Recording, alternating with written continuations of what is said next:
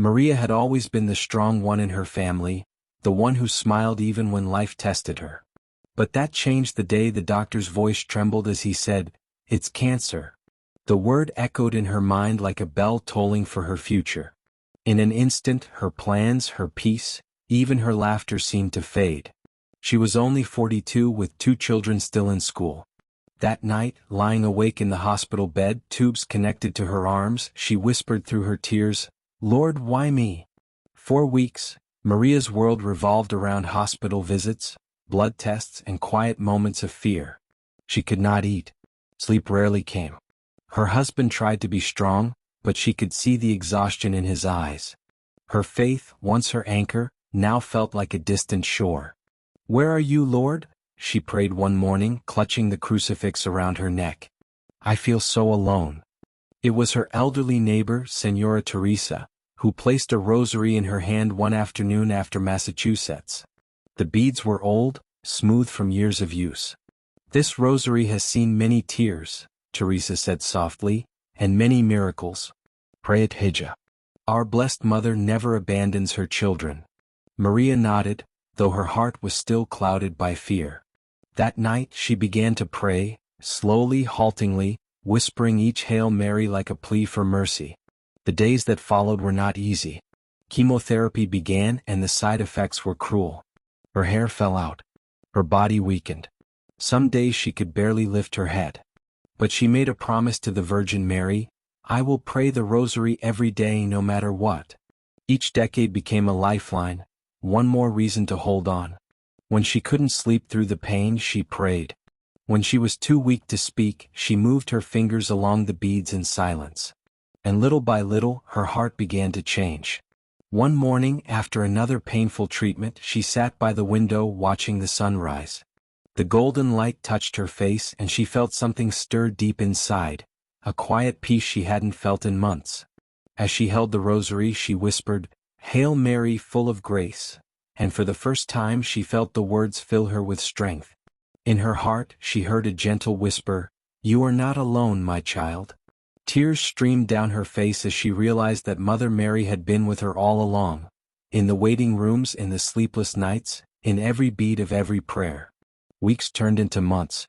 Her doctors were astonished at her progress. The tumors that had once spread aggressively began to shrink. Her strength slowly returned. Each medical report brought more hope. "This is remarkable," her oncologist said, shaking his head in disbelief. Maria smiled quietly. She knew it was not just medicine, it was the grace of God through the intercession of the Blessed Mother.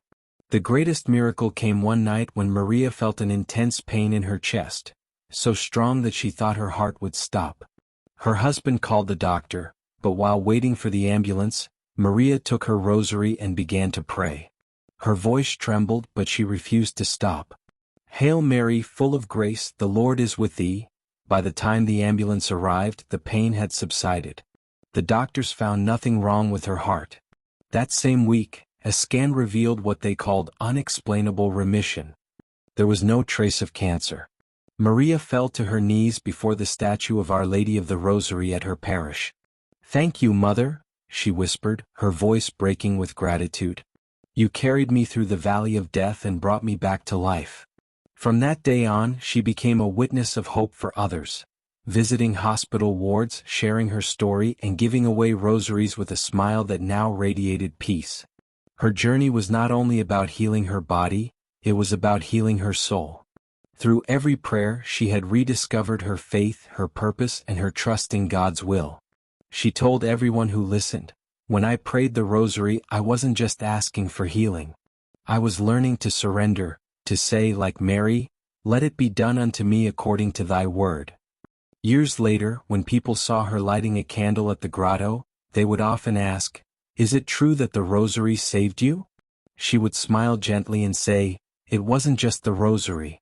It was the love of a mother who never stopped praying for me, even when I had no strength left to pray for myself." Maria's story spread quietly, from her parish to other towns, from her friends to prayer groups online. Women who were suffering began to pick up their rosaries again. Mothers prayed for their children, wives prayed for their families, and many felt their burdens lighten. One woman wrote to her saying, "Because of your story, I started praying the Rosary again, and I finally found peace." When asked how she endured so much, Maria would answer simply, "Faith is not about understanding everything. It's about trusting even when you don't. The Rosary taught me that every sorrowful mystery has a glorious ending." Today, Maria still keeps that same old Rosary beside her bed. The beads are faded, but each one holds a memory of pain turned into prayer and prayer turned into peace. Whenever fear creeps back into her heart, she holds it close and whispers, "Hail Mary, full of grace," knowing that heaven listens. Her life became a living testimony to the power of the Rosary, that chain of grace that connects earth to heaven. She often tells women, "No matter how dark your night feels, hold your Rosary. Pray it with faith. Our Blessed Mother will never let go of your hand." Maria's healing was more than a physical miracle. It was the rebirth of her soul. She now knows that prayer doesn't always change God's plan. Sometimes it changes our hearts so we can see His plan with love. Her story reminds us that when a woman prays the Rosary with faith, heaven always listens.